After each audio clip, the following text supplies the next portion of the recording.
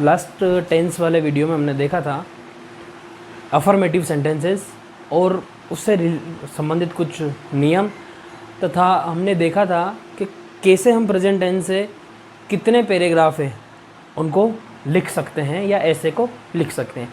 आज हम नेगेटिव और इंट्रोगेटिव सेंटेंस के ऊपर चर्चा करेंगे। ज़्यादा चर्चा करने लायक कुछ है नहीं, पर फिर भी थोड़ी बहुत चर्चा करेंगे, क्योंकि क्या होता है अक्सर बच्चे जब फिल इन द ब्लैंक्स वाली बात आती है तो उस समय गलती करते हैं, या इंट्रोगेटिव सेंटेंस को अफर्मेटिव बनाना है, अफर्मेटिव को इंट्रोगेटिव बनाना है, तो उसमें भी गलतियाँ करते हैं। तो उसको थोड़ा सा हम देखते हैं। जैसे अफर्मेटिव सेंटेंस का कोई सेंटेंस है,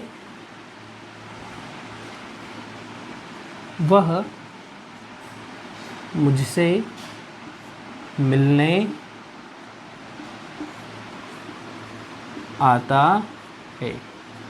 ठीक है, ये हमारा अफर्मेटिव का सेंटेंस है।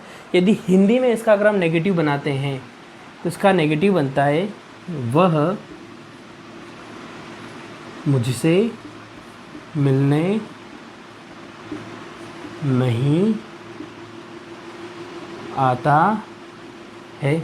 अगर इसका इंट्रोगेटिव बनाते हैं तो वह बनता है क्या वह मुझसे मिलने आता है। इस प्रकार से तीनों सेंटेंस, ये अफर्मेटिव का हुआ यानी सकारात्मक हुआ, ये नकारात्मक हुआ और ये प्रश्नवाचक सेंटेंस हुआ।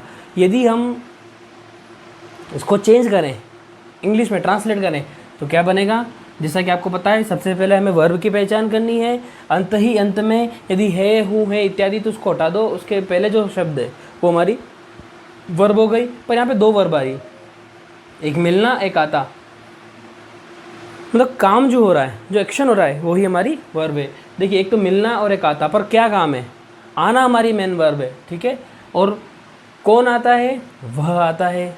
ठीक है, तो सब्जेक्ट हो गया हमारा वह। वर्ब से प्रश्न पूछेंगे, काम कौन कर रहा है? तो वह कर रहा है। आने का काम कौन कर रहा है? वह कर रहा है। तो वह हमारा सब्जेक्ट हो गया। तो ही आता है, कम्स हमने देखा था। यदि थर्ड पर्सन है, सिंगुलर सब्जेक्ट है, ही, शी, इट वगैरह है, तो वर्ब के साथ एस या एस लगा देते हैं। He comes to me, he comes to meet me, वह मुझसे मिलने आता है। ही कम्स टू मीट, जब दो वर्ब को जोड़ेंगे तो टू से जोड़ना पड़ेगा, तो he comes to meet me. ये तो हो गया हमारा अफर्मेटिव का बात। अब इंट्रोगेटिव कैसे बनाएंगे, सॉरी नेगेटिव कैसे बनाएंगे, इंट्रोगेटिव कैसे बनाएंगे, तो इनका जोड़ा सा फॉर्मूला देख लेते हैं। चल, अफर्मेटिव का फॉर्मूला क्या था हमारा? अफर्मेटिव का फॉर्मूला था हमारा सब्जेक्ट प्लस वर्ब की फर्स्ट फॉर्म प्लस एस या एस ईटीसी। नेगेटिव का क्या बनेगा? जो नेगेटिव है उसका फॉर्मूला बनेगा subject plus does, do plus not plus verb की फर्स्ट फॉर्म ईटीसी। एस या एस इसमें नहीं लगाना है, ये ध्यान रखना है कि एस या एस का उपयोग नहीं करना है, ना नेगेटिव में करना है ना ही इंट्रोगेटिव में करना है। चलिए पहले इसको समझते हैं सेंटेंस को। ठीक है, सब्जेक्ट था, सब्जेक्ट को सब्जेक्ट के स्थान पर ही रखना है, तो ही। इसके बाद क्या आ गया? यहाँ पे वर्ब की फर्स्ट फॉर्म आती थी, यहाँ पे डू या डज आएगा। अब डू या डज कैसे आएगा? अगर आपको वर्ब वाला वीडियो देखा था आपने तो आपको पता होगा डू डज का प्रयोग कैसे करते हैं। थर्ड पर्सन, जिन जिन के साथ आप वर्ब में एस या एस लगा रहे हैं अफर्मेटिव सेंटेंस में, उनमें इंट्रोगेटिव और नेगेटिव सेंटेंस में आपको डज का प्रयोग करना है, और जिनमें आप एस या एस का प्रयोग नहीं कर रहे हैं उन सभी के साथ आपको डू का प्रयोग करना है। ये बात ध्यान रखनी है। ठीक है, तो ही, अब यहाँ पर हम एस या एस लगा रहे थे तो यहाँ हो जाएगा डज। और जब तक अभ्यास नहीं करेंगे, अभ्यास करना बहुत ज़्यादा ज़रूरी है। कई बच्चे जी चुराते हैं पढ़ाई से, लेकिन वो नहीं करना है। हमें अभ्यास करना है, जितना ज़्यादा अभ्यास करेंगे इंग्लिश उतनी ही अच्छी आ जाएगी हमें, और बड़ा ही मज़ेदार सब्जेक्ट है। ही डज नॉट, ठीक है, डज नॉट। इसके बाद आएगी वर्ब की फर्स्ट फॉर्म यानी कम। ही डज नॉट कम, वह नहीं आता है। He does not come to meet, बाकी सारा स्ट्रक्चर वैसा का वैसा ही रहेगा। He does not come to meet me, वह मुझसे मिलने नहीं आता है। अब प्रश्नवाचक कैसे बनेंगे? इंट्रोगेटिव। थोड़ी सी हम इंट्रोगेटिव सेंटेंस पे थोड़ी और चर्चा करेंगे। इसका फॉर्मूला हमारा रहेगा डू या डज। ये डू या डज से स्टार्ट होंगे, हेल्पिंग वर्ब से स्टार्ट होंगे, ठीक है। Do does plus subject plus verb की फर्स्ट फॉर्म ईटीसी, ये हमारा फॉर्मूला। देखते हैं वही बात, डू डज का प्रयोग किसके साथ करना है? जिनके साथ हम ही जिनके साथ वर्ब में हम एसी एस का प्रयोग कर रहे थे, जिन सब्जेक्ट्स जिन पर्सन के साथ, ठीक है। तो वह है हमारा, ही हमारा सब्जेक्ट है, इसके अकॉर्डिंग वर्ब क्या आ जाएगी हमारी? डज। डज ही वर्ब में ए से एस का उपयोग नहीं करना है। फिर does he come to meet me, क्या वह मुझसे मिलने आता है? ठीक है, तो ये था हमारा नेगेटिव का स्ट्रक्चर, ये था हमारा इंट्रोगेटिव का स्ट्रक्चर। थोड़ा सा अभ्यास करेंगे तो इजी वे में आ जाएगा, कोई परेशानी वाली बात नहीं है। लिख लीजिए इसको।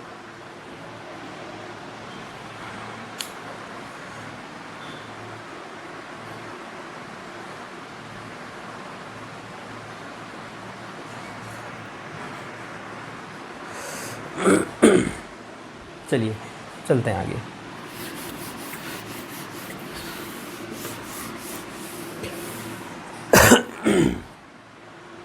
थोड़ी इंट्रोगेटिव पे चर्चा करते हैं। मैं थोड़ा डज और डू डज पे चर्चा यहाँ पे ज़्यादा नहीं की कि कैसे लगाना, क्योंकि वर्ब वाले वीडियो में डू डज पे चर्चा बहुत अच्छे से मैंने की हुई है, तो आप वहाँ पर देख लीजिएगा थोड़ा इसको एक बार, वर्ब वाला वीडियो एक बार फिर देखिएगा। और जो इस वीडियो को पहली बार देख रहे हैं वो पीछे वाला वीडियो ज़रूर देखें। टेंथ संबंधित मैं 2 वीडियो पहले डाल चुका हूँ, ये तीसरा पार्ट है। चलिए इंट्रोगेटिव सेंटेंस में चर्चा क्या करेंगे।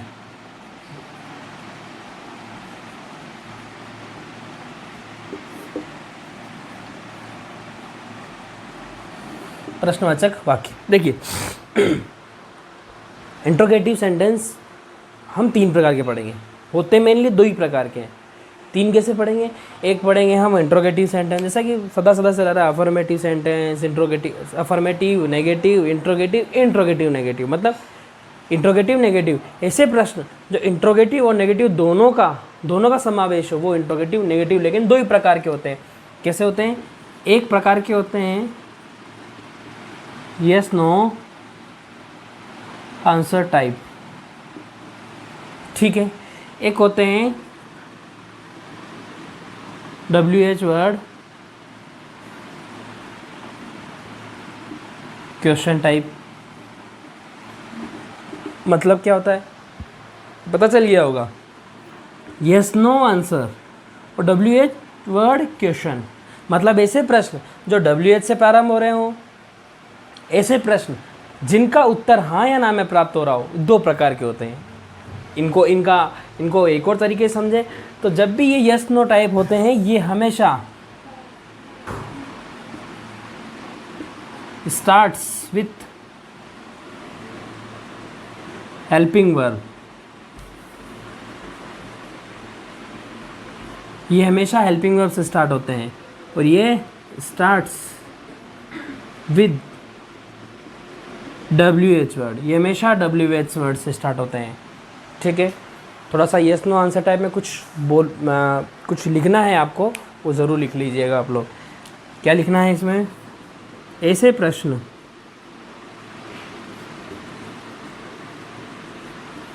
जिनका उत्तर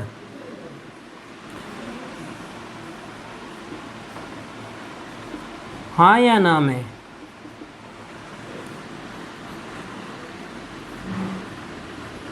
प्राप्त होता है, ठीक। ऐसे प्रश्न जिनका उत्तर हाँ या ना में प्राप्त होता है वे yes no answer type question, yes no answer type होते हैं, जो कि हेल्पिंग वर्ब से स्टार्ट होते हैं। जैसे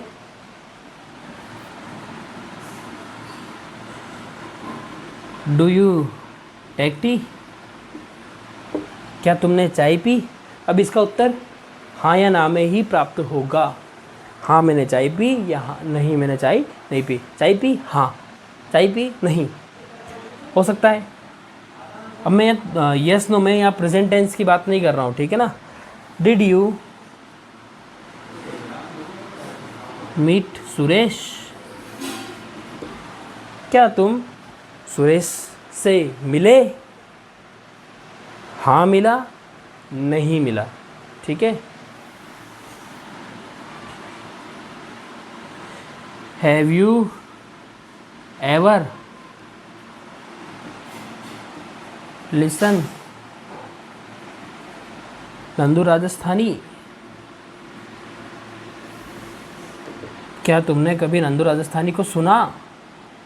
मैं तो रोज ही सुनता हूँ, ठीक है। हैव यू सुना है, देखिए ये प्रेजेंट परफेक्ट टेंस है, ये पास्ट सिंपल टेंस है, ये प्रेजेंट सिंपल टेंस है। अब प्रेजेंट सिंपल में ये कहाँ से आ गए? तो ये मैं सिर्फ यस नो आंसर टाइप की बात कर रहा हूँ, तो कुछ और हेल्पिंग वर्ब भी दिखाना चाह रहा हूँ मैं आपको, ठीक है। वरना आप समझेंगे नहीं ये सब प्रेजेंट टेंस की बात होगी, नहीं।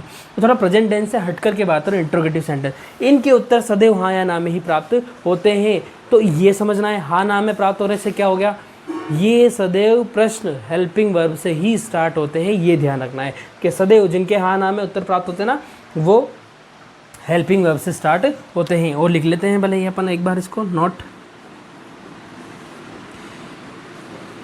इंग्लिश में। ये सदैव हेल्पिंग वर्ब से स्टार्ट होते हैं, शुरू होते हैं, ठीक है। तो ये थी बात हमारी यस नो आंसर टैग की। इसको लिख लीजिए आप थोड़ा।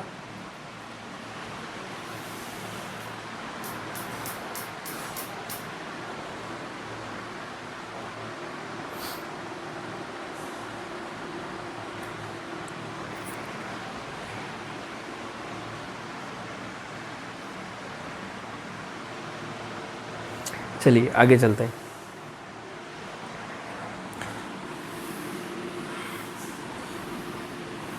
ये हुई यस नो आंसर टाइप की बात।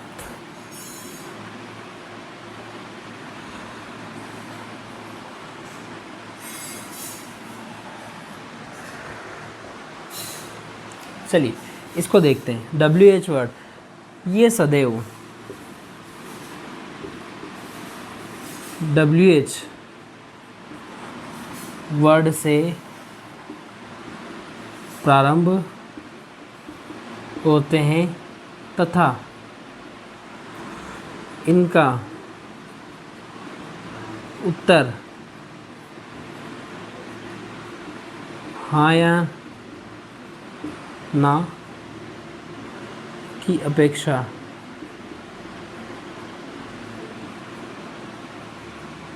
अन्य विषय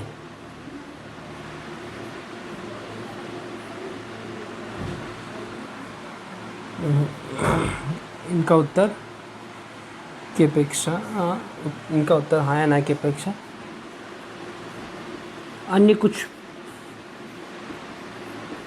प्राप्त होता है।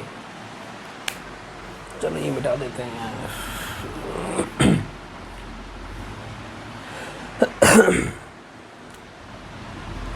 अब कैसे प्राप्त होता है, देखिए कुछ WH वर्ड है वो मैं लिख देता हूँ यहाँ पर। WH word, what, how. WH word मतलब W और H दोनों वर्ड आते हैं। How, what, why, which, where,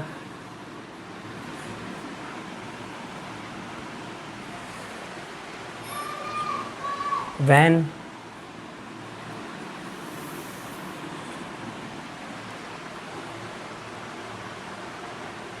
who, 1 2 3 4 5 6 7। अन्य कोई होगा तो मैं आपको फिर बता दूंगा, ठीक है। इनका उत्तर कुछ ना कुछ प्राप्त होता है। देखिए वॉट यानी क्या, कोई मामला, मैटर वगैरह, हाउ, कैसे, किसी घटना वगैरह को क्रम को बताना, कैसे हुआ मेरा एक्सीडेंट हो गया, कैसे हुआ वो बताना, वाई, क्यों हो गया एक्सीडेंट, विच, कौन सा, है ना, मतलब किसी स्थान वगैरह, सॉरी स्थान नहीं, किसी वस्तु वगैरह के बारे में, विच बुक, कौन सी किताब पढ़ना चाहते हो, वेयर, कहाँ, स्थान के बारे में, व्हेन, समय के बारे में, हु, कौन, किसी व्यक्ति के बारे में। इस प्रकार के जब प्रश्न पूछा था तो उत्तर कुछ और ही प्राप्त होता है। एक दो उदाहरण समझते हैं। देखिए जैसे हमने यहाँ देखा था, लेकिन इनका स्ट्रक्चर कैसा होता है, थोड़ा सा स्ट्रक्चर जरूर देखें आप लोग। इसका स्ट्रक्चर ऐसे होता है, WH वर्ड, जिस प्रकार से interrogative yes no answer type वाले का स्ट्रक्चर होता है, उसी में अगर आगे WH वर्ड लिख दिया तो वो WH वर्ड का स्ट्रक्चर हो गया। WH word plus helping verb plus subject plus verb ETC। देखिए हेल्पिंग वर्ब में है क्यों लिखा है, यहाँ वर्ब क्यों लिखा है, यहाँ हेल्पिंग वर्ब की अप्रोप्रिएट वर्ब हेल्पिंग वर्ब नहीं लिखी, क्योंकि सभी टेंस में यूज़ किया जा सकता है, इसलिए उस टेंस के अकॉर्डिंग जो वाक्य जिस टेंस का होगा उसके अकॉर्डिंग हेल्पिंग वर्ब उस टेंस के अकॉर्डिंग जो वर्ब होगी उसको आपको लिखना है। ठीक है, स्ट्रक्चर देखते हैं। जैसे मान लो यही प्रश्न था, डू यू मीट सुरेश, तो यहाँ पे उत्तर आ रहा है हाँ सुरेश से मिला या नहीं मिला। अब अगर इसको मैं WH वर्ड में बनाना चाहूँ तो उसको सुरेश को मुझे गायब करना पड़ेगा, यहाँ लगाना पड़ेगा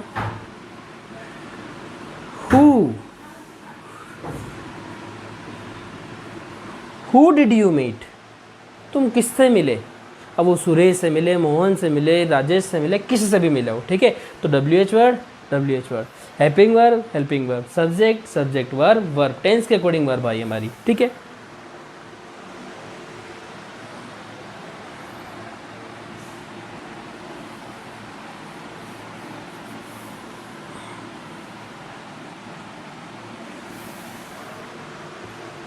कुछ और देख लेते हैं। जैसे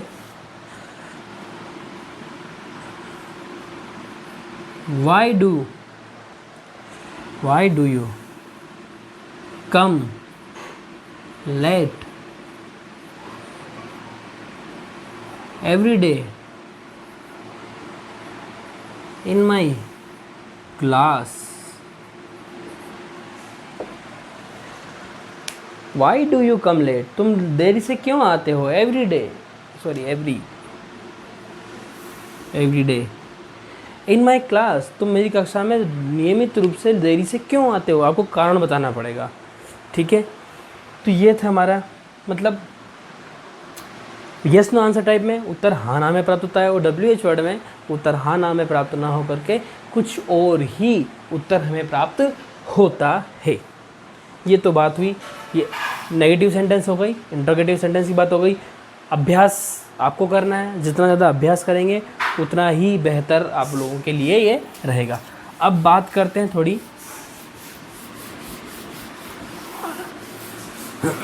कुछ अन्य नियमों पर।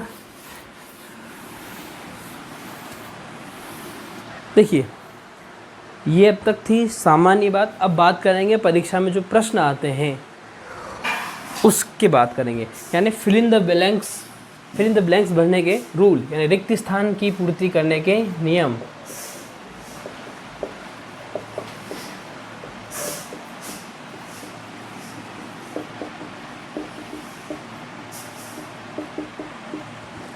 सबसे पहला नियम, निम्न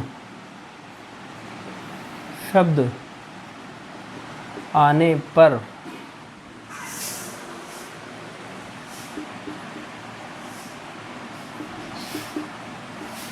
प्रेजेंट सिंपल टेंस के नियमों का प्रयोग करेंगे। कौन कौन से शब्द हैं, जैसे ऑफन इसका मतलब होता है कभी कभी मेरे दिल में ख्याल आता है। समटाइम्स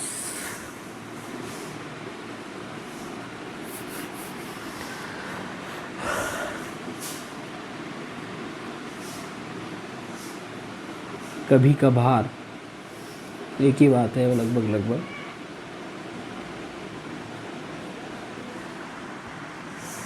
सेल्डम, वही कभी कभी या कभी कभार। फ्रिक्वेंटली,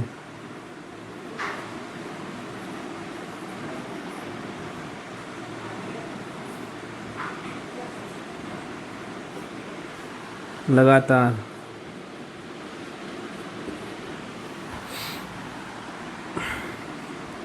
एवरी, अभी एवरी में चाहे वो डे हो नाइट हो, मतलब प्रत्येक समय की बात आ जाएगी, प्रत्येक समय है ना, every day night every month every year, कुछ भी ठीक है।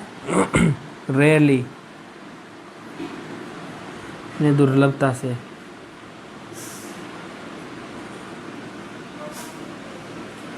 तो रेयरली कोई काम, he rarely come to me, he rarely come to me, या दुर्लभता से, या इसको भी हम कभी कभार,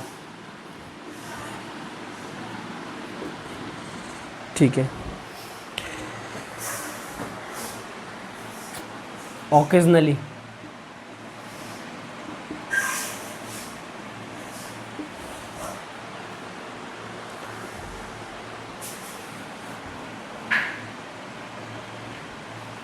यानी अक्सर या अवसर पर।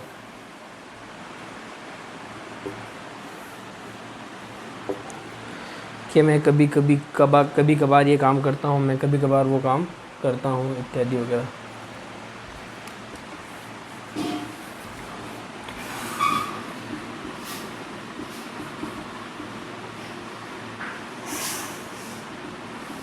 अवसर पर लिख लीजिए आप तो।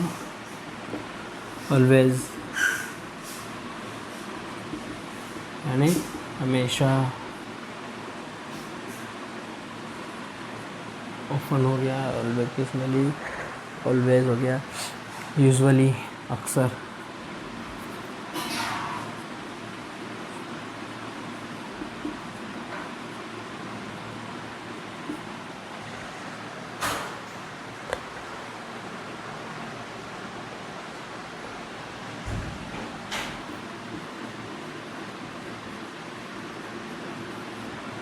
जनरली यानी सामान्यतः, ये सभी समय के संदर्भ में ही है। क्यों जनरली मेरे पास आता है, ये generally comes to me regularly.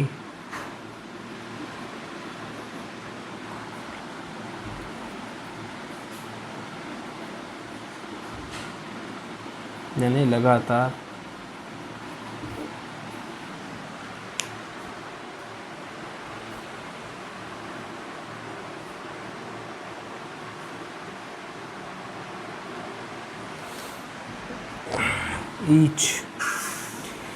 each day, night, twice, thrice इत्यादि।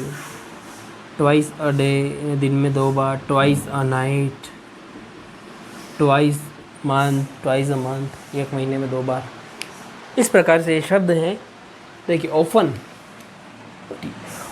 कभी कभी कोई काम होता है तो, समटाइम्स कभी कभार, लगभग ये सभी सेल्डम ये समान अर्थ देते हैं। फ्रिक्वेंट लगातार, कोई काम लगातार हो, लेकिन समय देखिए चीज़ें बार बार हो, रिपीट हो। मेन जो बात आती है वो यही है, जिस शब्द से आपको ये एहसास हो जाए कि ये काम होता रहता है, आज हुआ कल हुआ, आज नहीं हुआ 2 दिन बाद हुआ, फिर अगले 2 दिन बाद हुआ, कभी कभार हुआ, महीने में 1 बार होता है, पर वो अगर रिपीटेशन आ जाता है तो वह प्रेजेंट सिंपल टेंस होता है। इस प्रकार से कुछ शब्द हैं, आप इनको लिख लीजिए। बाकी जो रूल्स हैं, और भी कुछ रूल है, 4-5 रूल और हैं, उनकी बात हम नेक्स्ट वीडियो में करेंगे। आई होप आपको समझ में आया होगा। पढ़ते रहिए। Thank you very much.